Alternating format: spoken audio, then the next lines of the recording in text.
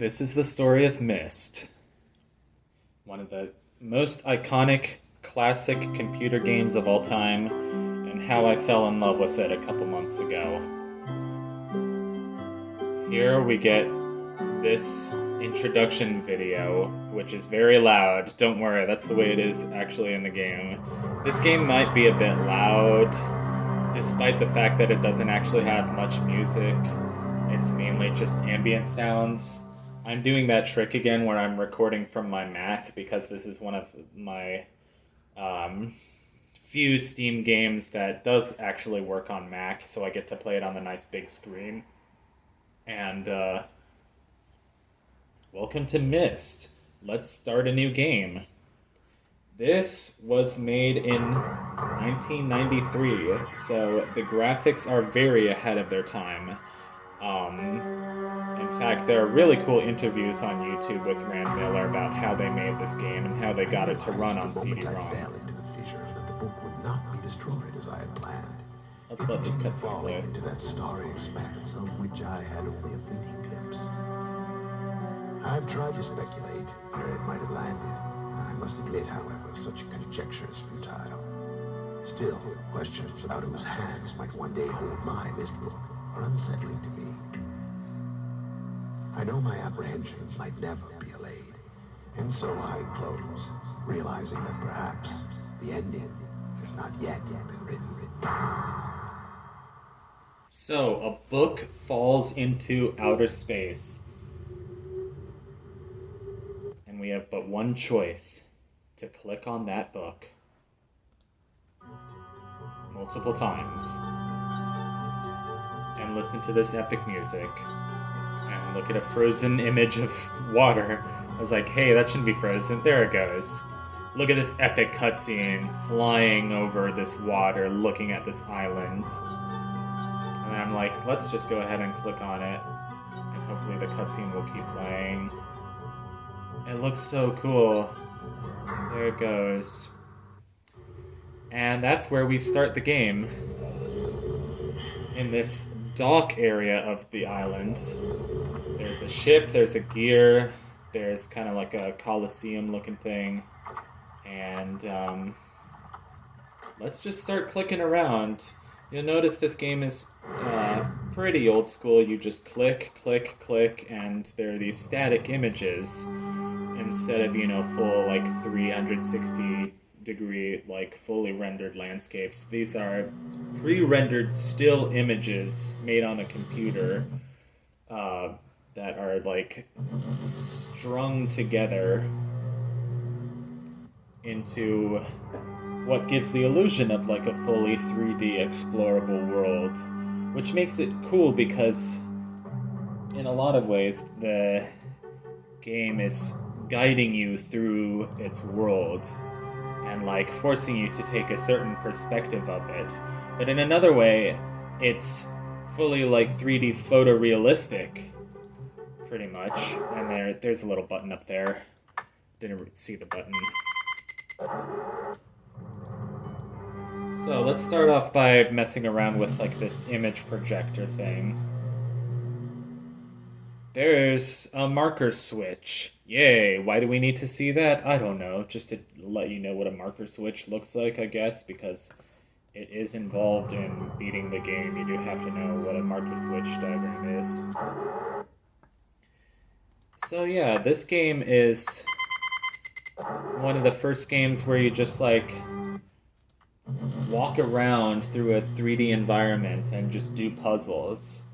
I mean, it's kind of I don't know, The Witness, but it's much better than The Witness. This game is actually not that hard. I didn't need a walkthrough that much.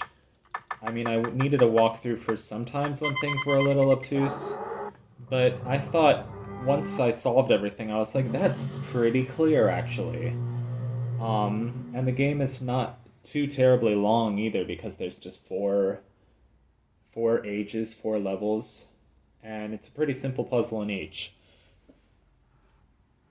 There is a lot of lore and just info. There's some topographic stuff.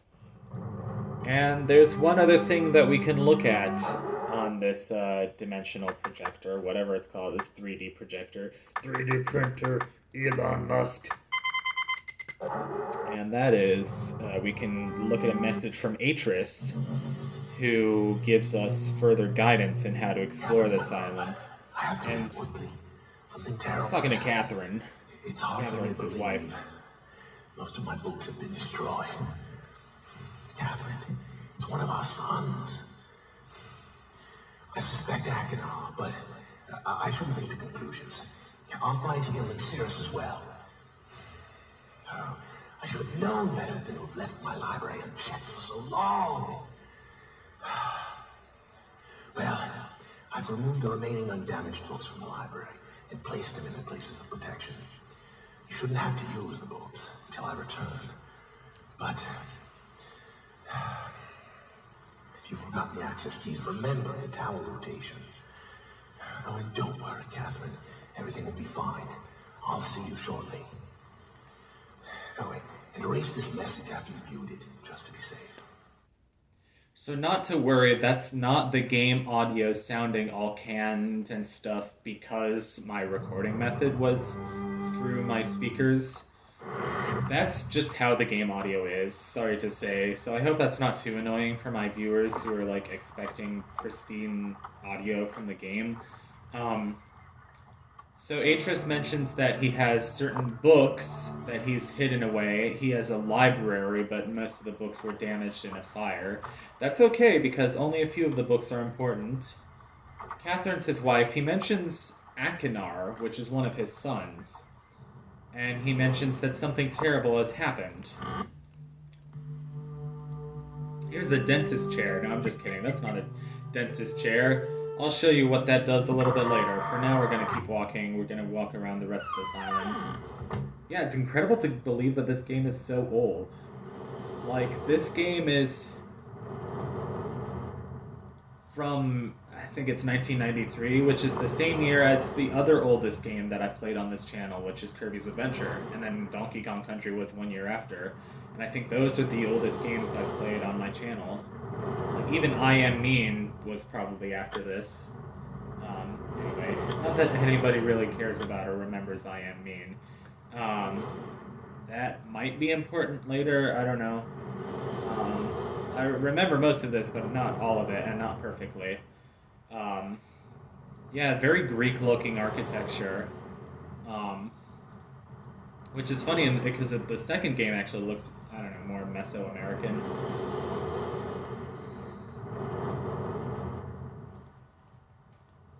Not, I don't know, I can't remember the exact circumstances, but I was on a family Zoom call the other day.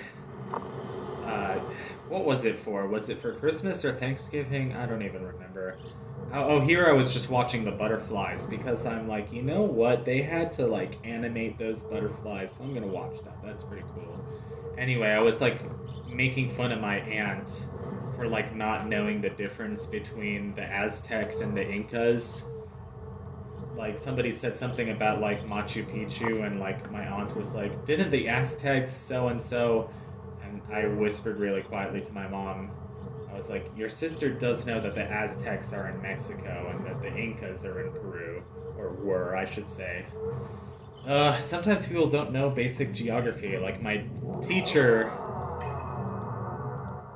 my college professor, who has a doctorate and is teaching a class about Queen Elizabeth, didn't understand the way that like England looked on a map. I had to explain to her that no, Scotland is not an island. Scotland is part of the island of Britain. I don't know.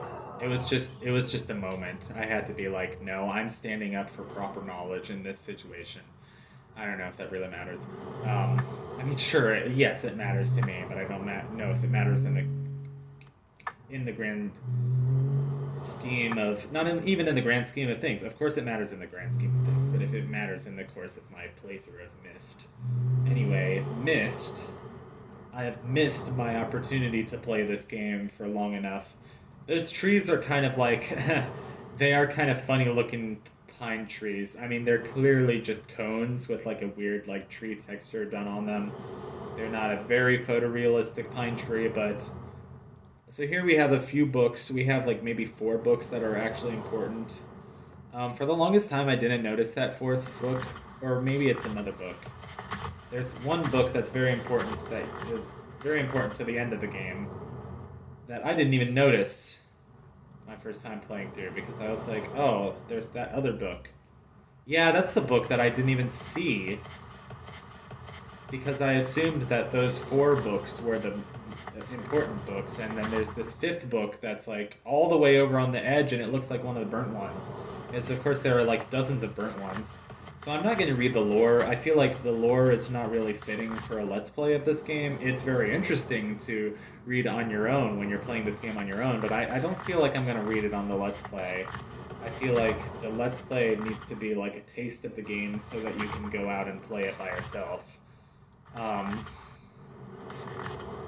Then again, that begs the question, what's the point of 100% let's plays? Well, I don't know. It's like, why am I trying my best to 100% time spinner? Not even 100% it, just like attempt to 100% it. Like, do my best. Use a walkthrough when I have to.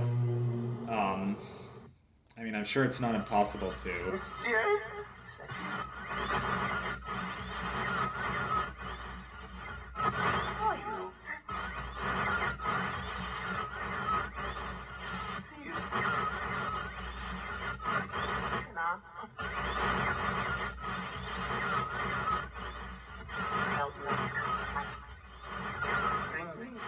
Blue pages.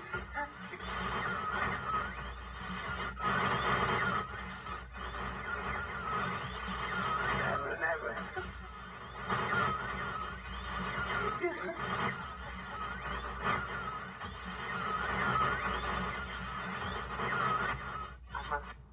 So there's some crazy man who's trapped in a blue book, and there's some crazy man who's trapped in a red book.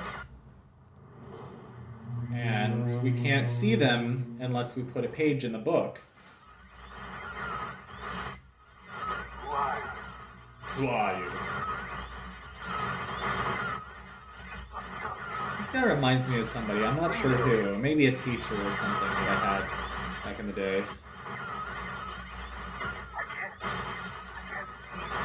He's pretty cool. I like both of the brothers. We can't really hear him too well because there's too much radio interference static.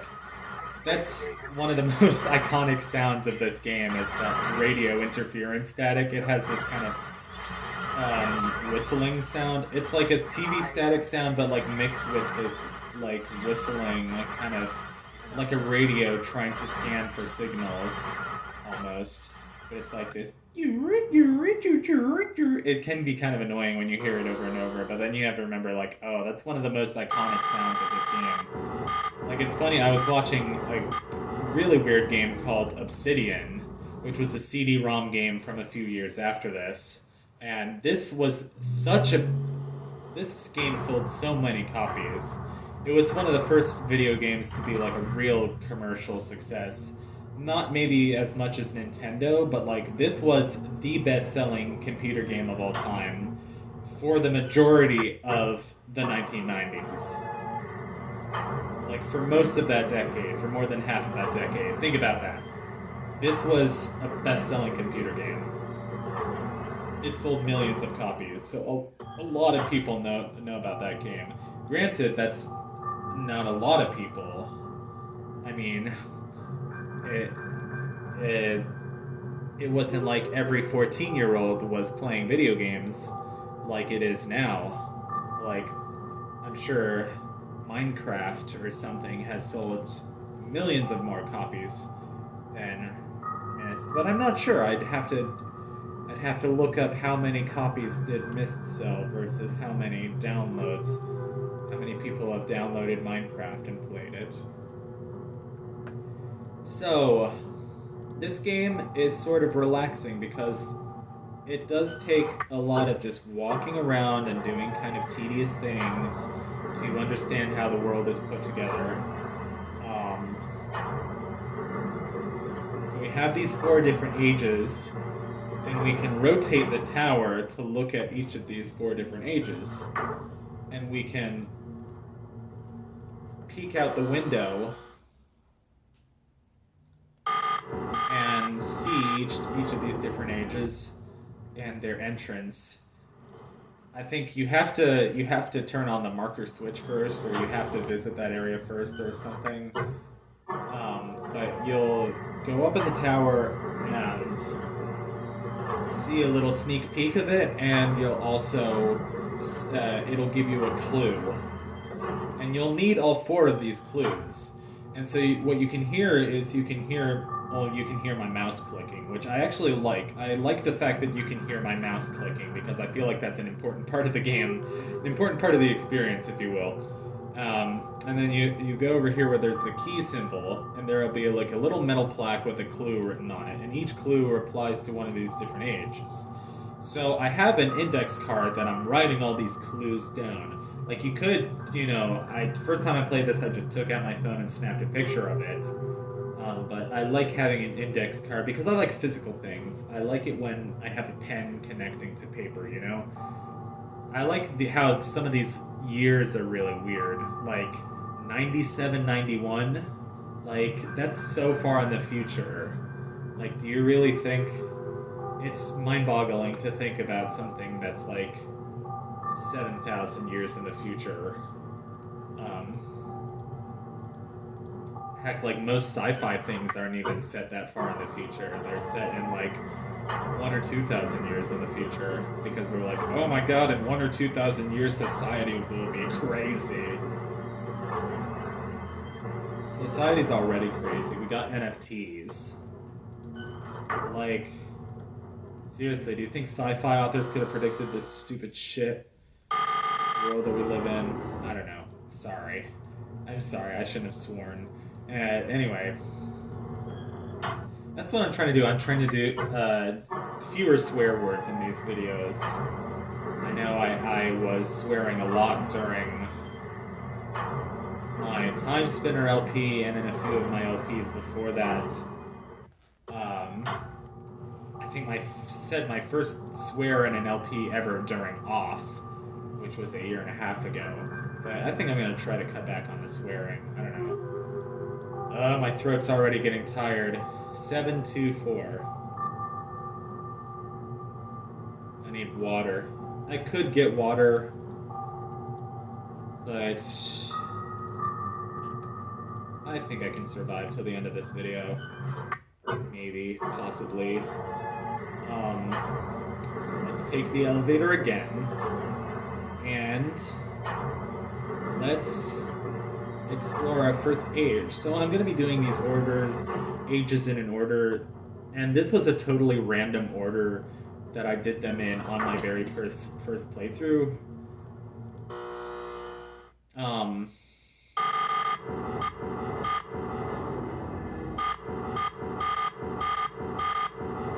But when I think about this order of ages after the fact, I just feel like it feels pretty natural to me. It makes sense to me. One last thing, we're gonna take a look at this spaceship. And I was just like, I always think that there's 5 ages in this game. I mean, technically there are, because like, but the ending age isn't much. It's just like, oh, you beat the game, you got to this last age. And there's Atreus. But that's already a spoiler. MYST.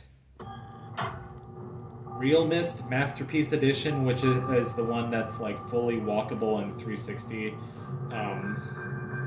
has like, it's funny, it has like standard, like industry standard, like 21st century graphics. And something about that just sounds more boring than playing it this way with the still images and the click, click, click, click, click. And these pre-rendered crusty photographs. I just feel like it's charming. But Real MYST Masterpiece Edition adds another age. It adds rhyme, which is like a snowy age, which I think is cool. I love snow levels in video games. They make me so happy. So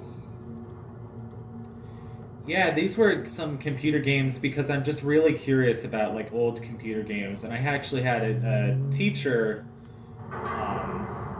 in middle school who talked about this game once or twice, and I always remember that. I'm like, oh yeah, Jenny talked about this game because she liked it, and then somebody else talked about like, oh man, when I was a kid, we had MYST, and MYST was this crazy game, and you would spend hours just like walking around and like, what does this do? What does this do?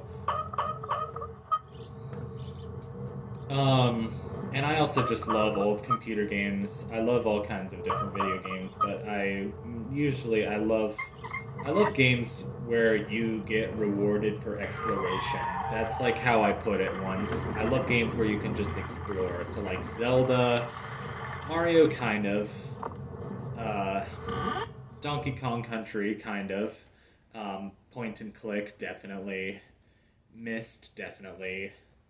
So yeah. Um, Here I solved the puzzle on my first go, and then I was an idiot.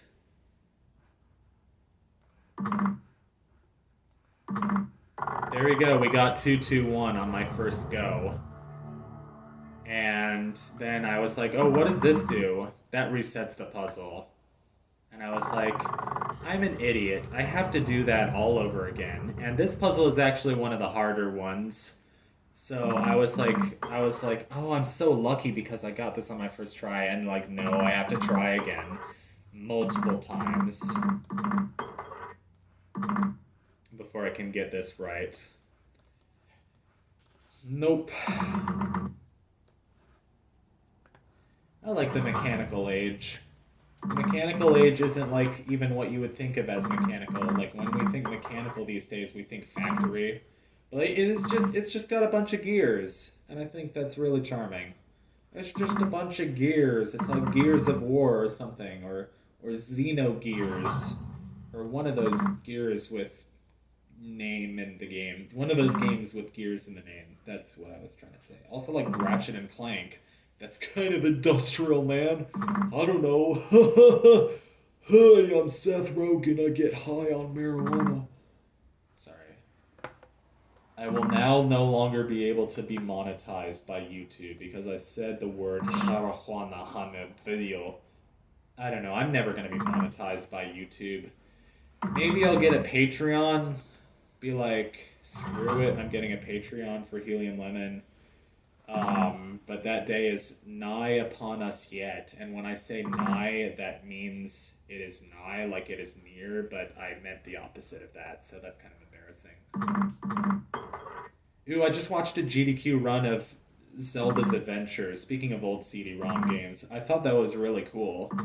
I was not expecting, because when I think Zelda CDI, I think of like Link the Faces of Evil and Zelda Wand of Gamelon. Which have those really corny animations that are complete eyesores, but at this point they're kind of like nostalgic because they've been YouTube poop memes for so long. Like, oh boy, I can't wait to blow up some Dodongos. Hey, we got it again. But Zelda's Adventure had this kind of like top-down, like live action plus claymation art style, which was really cool, and it almost made me want to play the game because it was a really cool looking art style. It felt like an old fashioned like stop motion movie. That's the wrong age, you dolt. But it would have like it would go silent for 5 seconds, and then like every time you wanted to get to the next screen, the music would go silent for 5 seconds, and then the screen would load. It would just like what I'm trying to say, it would take forever to load the next screen. In the next video, we're going to be looking at the mechanical age. The mechanical age took me longer than is reasonable because the mechanical age is so stupidly simple.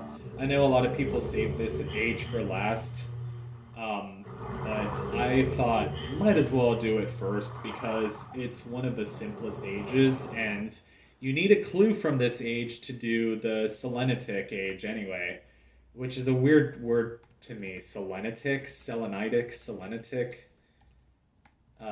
It's named after like selenite rock, but whatever. Thank you for watching the first episode of MYST.